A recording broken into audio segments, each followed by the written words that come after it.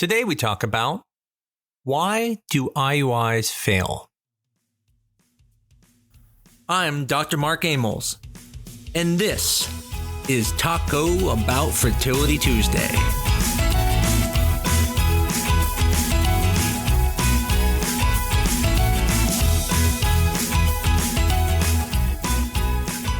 When you think about it, it actually doesn't make any sense why an IUI wouldn't work. I mean, you're making extra eggs, you're taking sperm, and you're injecting it right into the uterus. I mean, in your mind, it should work. And it really should when you think about it. But what's surprising is that IUIs actually are not very high chances. Each IUI is going to be somewhere between about 10 to 22%. Now, if you're doing something more aggressive, you're going to be in the higher 15 to 22% range. But if you're doing something a little milder, like just Femara or Clomid, you might only be between about 12 and 15%. And so, although it does seem like they should work, it's important to understand that they don't all the time. I don't tell you this because I want you to feel there's no chance of them working. They do work. I more want you to understand that you should set expectations that it's going to be lower chances, that it could take a few cycles to work. However, even when I tell patients this and I prepare them ahead of time that the chances are, better that it won't work than will work on the first try, they're devastated when it doesn't work. And so today I want to talk about why does it not work? Why does something seem like it should absolutely work, not work?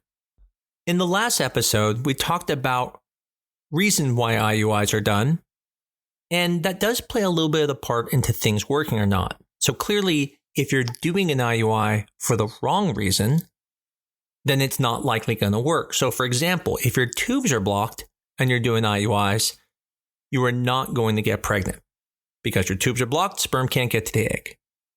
If your sperm is too low, if it's less than 10 million sperm total, then there's a good chance IUIs won't work and that your doctor is probably doing them hoping it will work, but in reality, it's probably not going to. What I want to talk about is when it is the right time to do IUIs and then it still doesn't work. And the most common times that we do IUIs are going to be with unexplained infertility, and then we're also going to do it with male factor problems. Now, there are other reasons to do IUIs that people may choose, such as not able to have intercourse or painful intercourse requires them to do IUIs. But in the end, this still applies to them.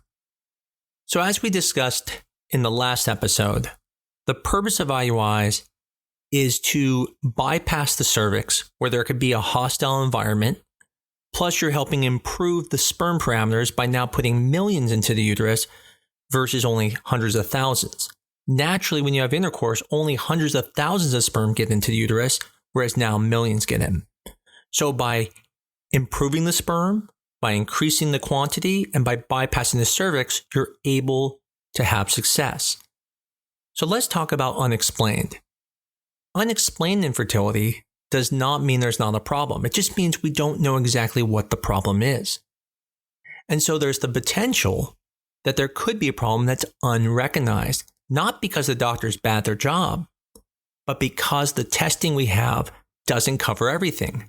And for example, your tubes, just because the tubal test says the tubes are open, doesn't mean that the tubes are functional.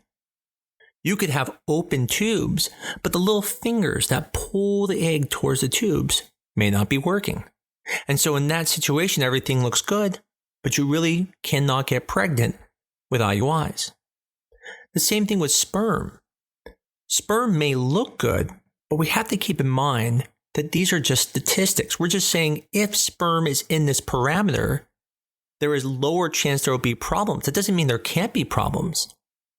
I always make the comparison of sperm to NBA draft picks.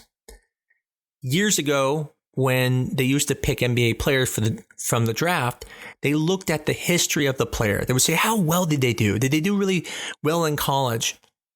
And that was kind of the way we did it all the time. And then when metrics start coming out and they start realizing, if we just look at the height of the player, if we look at the wingspan, how high they can jump, even if they're not a great player, we can determine that they're going to be pretty good in the NBA.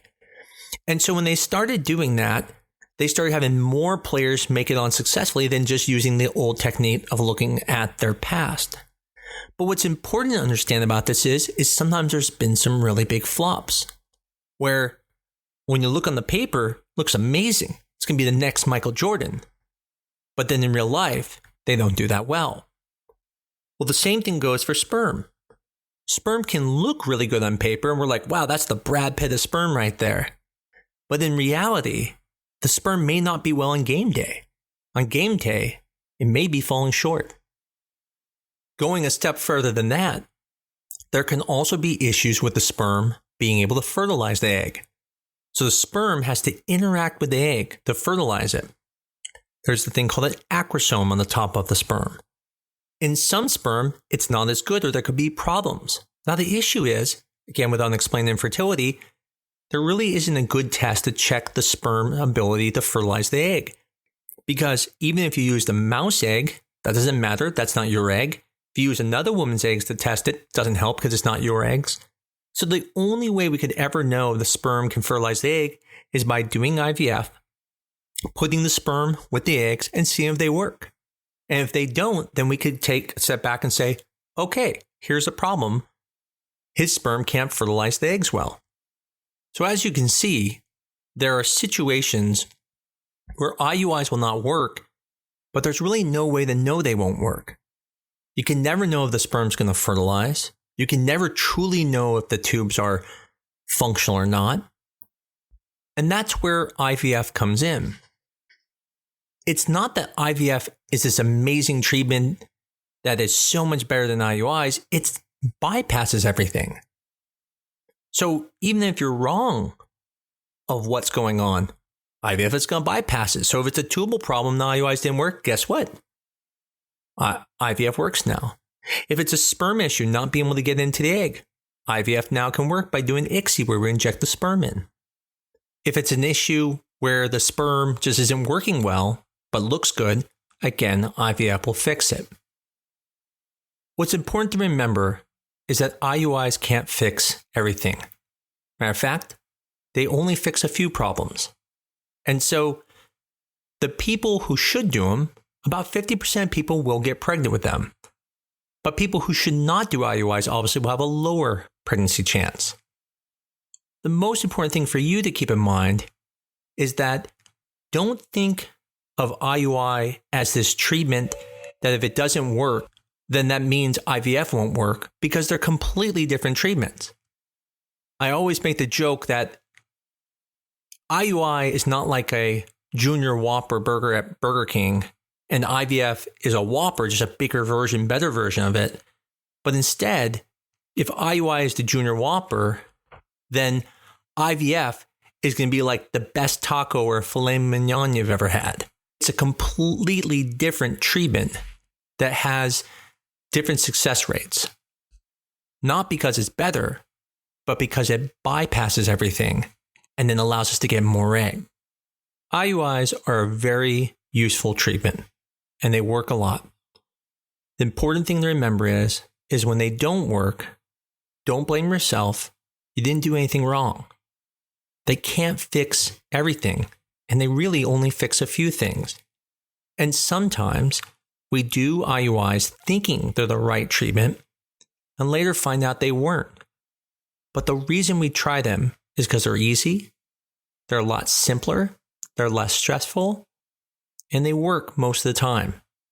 And so when you go into an IUI, remember, it may not work on the first try, but we recommend doing about 3 to 4 tries.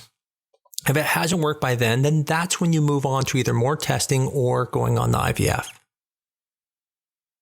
Just remember, it didn't work not because of something you did, but because IUIs can't fix everything. Well, I hope you guys enjoyed this episode.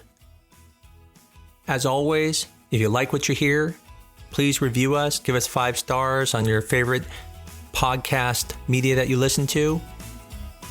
I look forward to talking to you again next week with more subjects. And again, if you ever have any that you would suggest, please send a message to me either through our Facebook page or by sending it to tbft@newdirectionfertility.com. I'm more than happy to address it. Until next week, this is Taco Bout Fertility Tuesday.